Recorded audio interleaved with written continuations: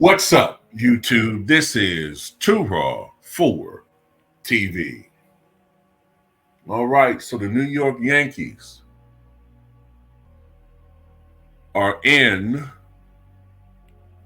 the World Series, the 2024 World Series, and their opponents will be the Los Angeles Dodgers, which I believe is the first rematch of these two teams since the 1977 World Series, when the Yankees defeated the Dodgers in, I believe, sixth. And that's when Reggie Jackson became Mr. October. I want to talk about Giancarlo Stanton. I don't think I've ever done a video about Giancarlo Stanton. Despite the fact that he only hit 222 in the ALCS, all four of his hits were home runs, and important home runs for the Yankees. And the thing about Giancarlo Stanton is I kind of get a Mark McGwire-ish vibe from him, in that although I do think that Giancarlo Stanton has more natural speed, but he's slowed down, obviously, in recent years, partly due to age and largely due to injuries.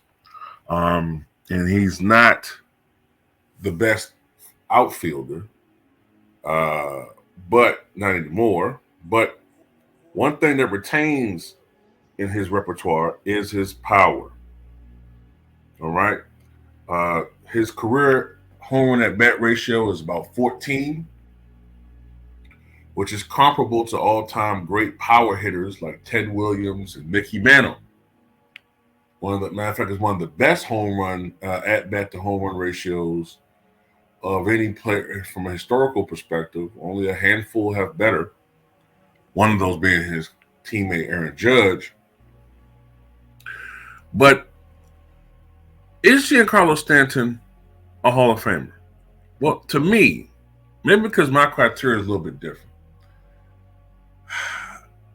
you could argue he is.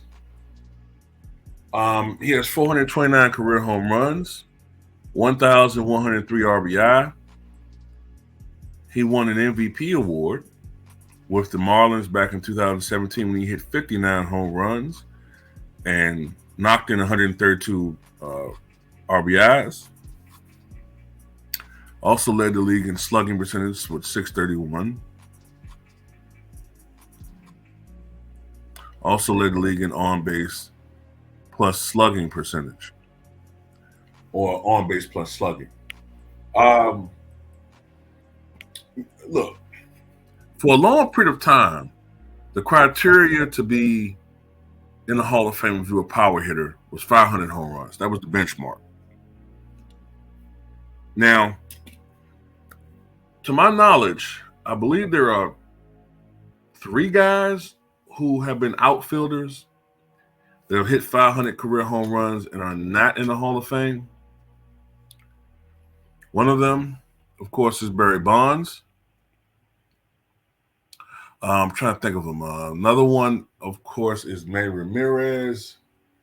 And the other one, who's the other one?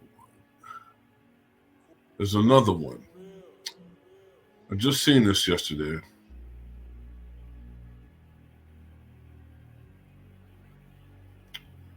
Sammy Sosa. So those are the 3 guys who are outfielders who have hit over 500 home runs but not in the Hall of Fame.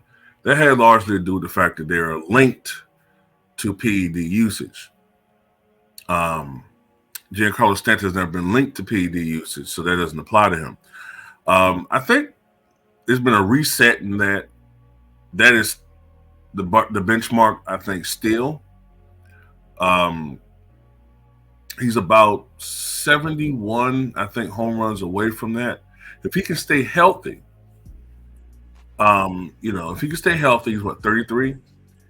So 71 home runs at this stage of his career, what would that be? Like maybe 2 great seasons, or at least 3 seasons if there's some injury issues, he can get there. He can definitely get to 500 career home runs. I like to see him also eclipse 1,000 career runs and reach at least 1,400 RBI. I don't know. I'm just a stickler for numbers. Some people, it's not about always numbers, but dominance. But when you're a power hitter, I like to see it done on a consistent basis and to reach certain benchmarks and milestones. It also helped tremendously if he gets a World Series ring with the Yankees.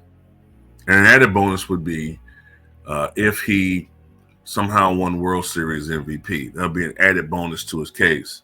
But look, let's not make a mistake about it. Let's not make any mistake about it. Hall of Fame criteria in sports in general has kind of declined a little bit, It also seems like it's more about, in some instances, who you like rather than whether or not they actually earned their stripes, whether they have dominated enough to the point where they should be considered Hall of Famers. Because look, although Robert Horry has 7 titles, I'm just sorry, but I can't justify in my mind putting Robert Horry in the Hall of Fame while somebody like Tom Chambers is not in, or Kevin Johnson is not in. Something doesn't resonate with it. Just doesn't make sense. So to a certain extent, dominance matters, not just moments. Can't just be, oh, this guy hit a clutch 3 in this game, and then 2 years later he hit a clutch 3 in this game, and then 5 years later he hit a big 3. So that makes him a Hall of Fame. Nah. Got to do it on a consistent basis, regular season and postseason. But I don't profess to be the biggest the biggest baseball guy. So it's hard for me to sit there and say who is and who isn't a Hall of Famer. But, this is a guy that has dealt with many injuries recently during the 2018-19 and 2019 and 20 seasons, I should say. He only played in 41 games total in those 2 years. So he missed 2 big years, potentially, right in his prime at age 29 and 30. So,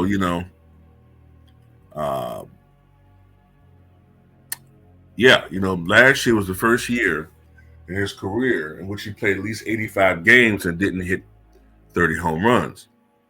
Same thing for this year. Although his overall numbers were better this year. So that's good. But, look, if he can lead the Yankees to their first World Series title since, 2009, or at least be a part of it, that definitely adds to his legacy.